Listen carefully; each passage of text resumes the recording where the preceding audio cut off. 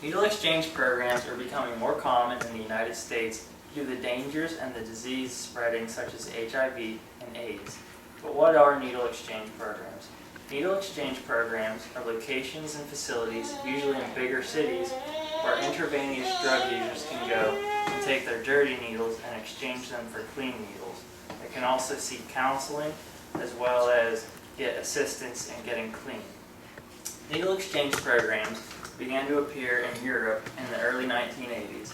It was to assist in the slowing of the spread of HIV due to the increased use of intravenous drugs such as heroin. They began to appear in the United States in the mid-80s and early 90s. These locations were not legal though, because needles are illegal drug paraphernalia in 46 out of 50 states. They began stateside by a man named John Parker, who was a former heroin addict. He went to an NA or Narcotics Anonymous meeting one evening, and a former addict brought clean needles to the meeting. This changed his thinking a little bit. Maybe there was some hope for people who were addicted to heroin. The first program began in Connecticut. These programs began appearing in very big cities throughout the mid-90s due to the spread of the use of intravenous drugs and heroin. Users inject themselves roughly 1,000 times a year, leaving great chance for the spread of disease through the sharing of dirty needles and many other ways. Issues also come from undiagnosed cases of HIV and AIDS. Up to 30% of infected people do not know that they are infected until a doctor discovers it. It can also be caused through sexual interaction.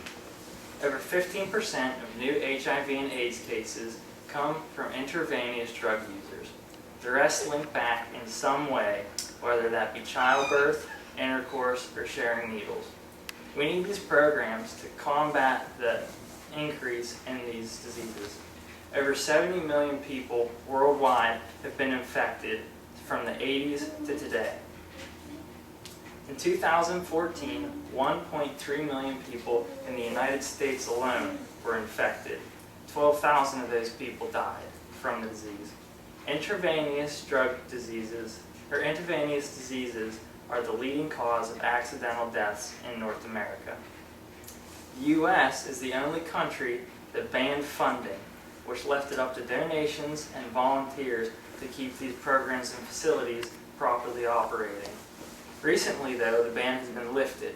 However, it does not allow the government to purchase needles for these facilities, because needles are still legal in 46 out of the 50 states, and that makes it a crime. These funds go to paying nurses to be on site, as well as pay other staff and pay for the facilities. There are also immense financial benefits to these programs.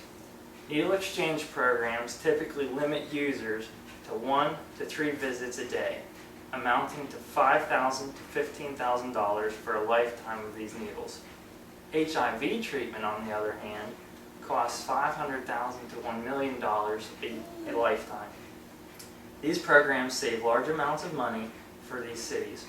Montreal, Canada did a study, and by establishing 2 needle exchange facilities, they were able to save $2.4 million in 1 year. There will also be a decrease in crime due to the abusers not needing the funds to purchase their needles. Potential downfalls to needle exchange programs.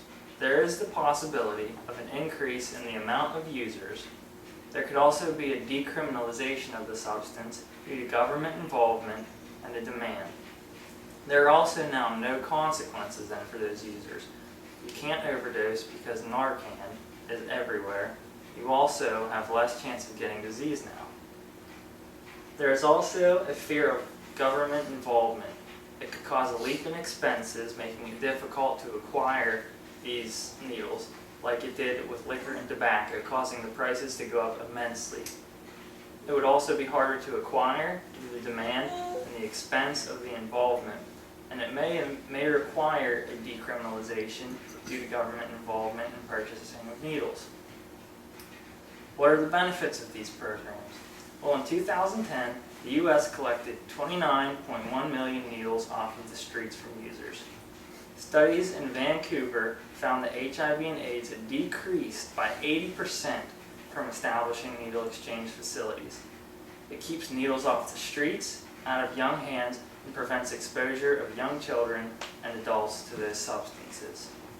There's roughly 200 needle exchange programs spread throughout 36 states in the United States alone. No studies have proven that the establishment of these facilities increases the amount of users.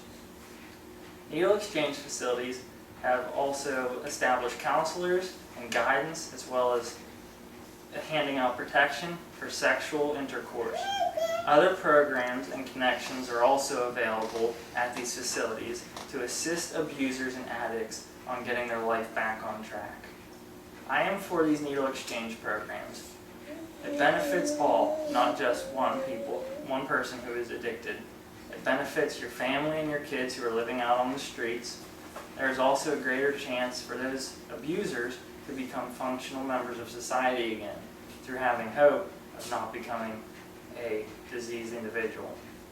Most abusers feel hopeless, and if we can give that hope back to them, it could change their circumstance and their outlook, because most abusers come from broken homes.